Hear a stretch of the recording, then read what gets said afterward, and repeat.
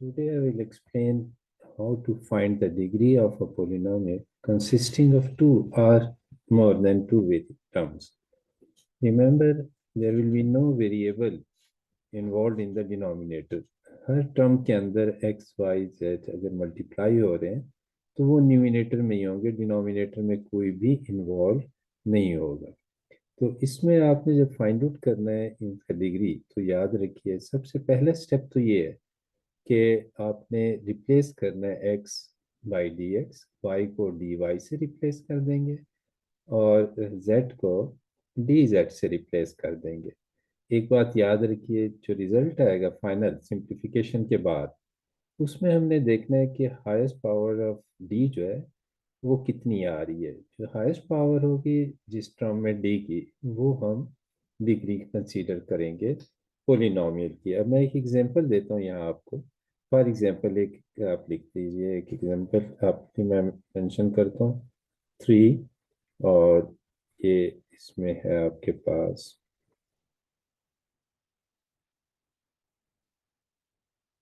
3। Suppose करें x2y -2yz plus, suppose कर लीजिए कि 4x² y² एंड z। तो ये है, आपने गिवन एक्सप्रेशन लिख लिया। स्टूडेंट्स, इसके बाद आपने x को रिप्लेस करना है dx से। Second step, replacing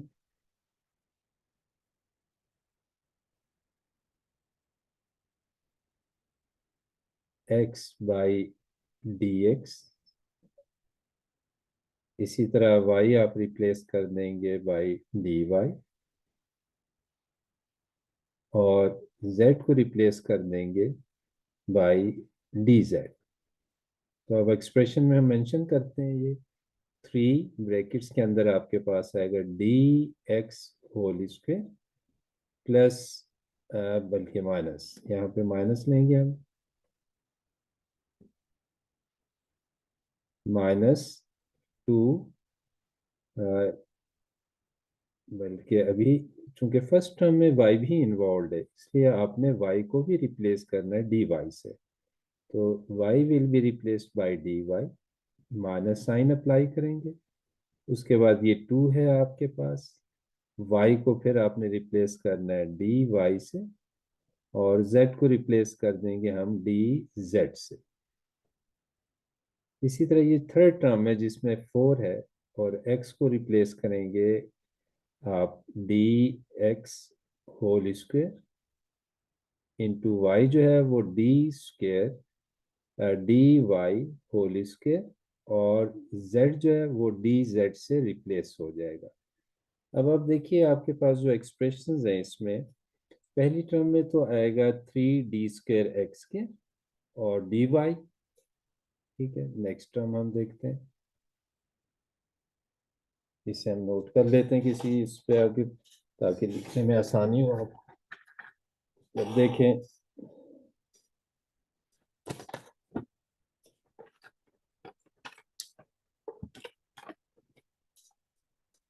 3d² x² हो जाएगा और dy।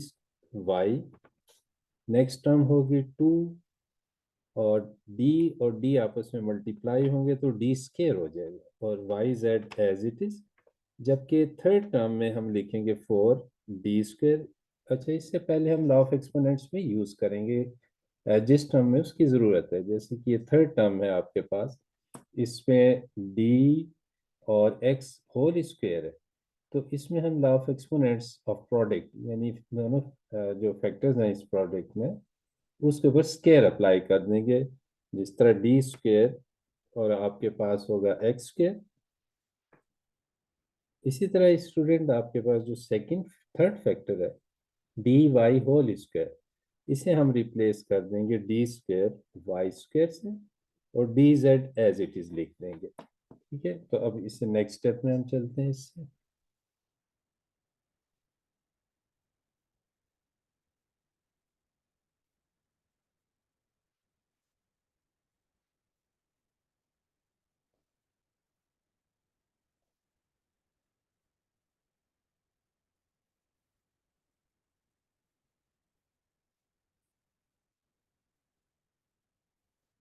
अगला स्टेप जो है हमारे पास है, देखिए, 3d² और x², इक्वालिटी का साइन भी मेंशन कर लीजिए, dy, और नेक्स्ट टर्म है -2d² प्लस 4। अब देखिए d² जो प्रीवियस थे हमारे पास dx² इंटू d²y² और dz। अब हम अप्लाई करते हैं इसे। अच्छा जी, अब देखिए इक्वालिटी का साइन अप्लाई करते हैं, 3d² और ये इन दोनों की पावर्स को ऐड करना, ये 2 है और ये 1, तो इसका मतलब है d⁻² प्लस 1, x² और y एज इट इज लिख देंगे, -2। इसमें अब देखिए d² ऑलरेडी d की जो पावर थी, इंडेक्स था, वो हमने ऐड कर लिया, yz प्लस 4d। अब देखिए ये 2, यहाँ भी d⁻² है, बेसिस सेम और मल्टीप्लीकेशन हो रही है, और यहाँ पावर 1 है, तो ये तीन जो डी मल्टीप्लाई हो रहे हैं, इनकी पावर्स को हम ऐड कर लेते हैं, प्लस 2 प्लस 1 और x², y² और z। अब इसके बाद नेक्स्ट स्टेप में आप देखें, सिंप्लीफिकेशन हम करते हैं, 3d⁻³ x², y। Second term है जिसमें 2d², y और z प्लस 4d⁻², 2 + 2 + 1, स्टूडेंट्स ये 5 हो जाएगी। अब x² into y² into z। अब इन तमाम टर्म्स में कंपैरिजन कीजिए। अगर हम कंपैरिजन करें, पहली टर्म में d⁻³ है, जबकि दूसरी टर्म में d⁻² है, और थर्ड टर्म में d⁻5 है। तो हाईएस्ट पावर किस टर्म में? थर्ड टर्म में। थर्ड टर्म में हाईएस्ट पावर है d की 5। तो तीनों टर्म के d की जो पावर है, इंडेक्स है, इसका कंपैरिजन कर लिया। तो जो हाईएस्ट पावर 5 आ रही है, ये हम कंसीडर करेंगे degree of the polynomial, given polynomial. So therefore degree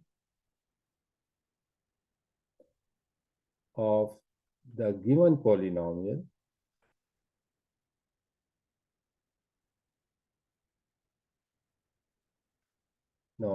is 5।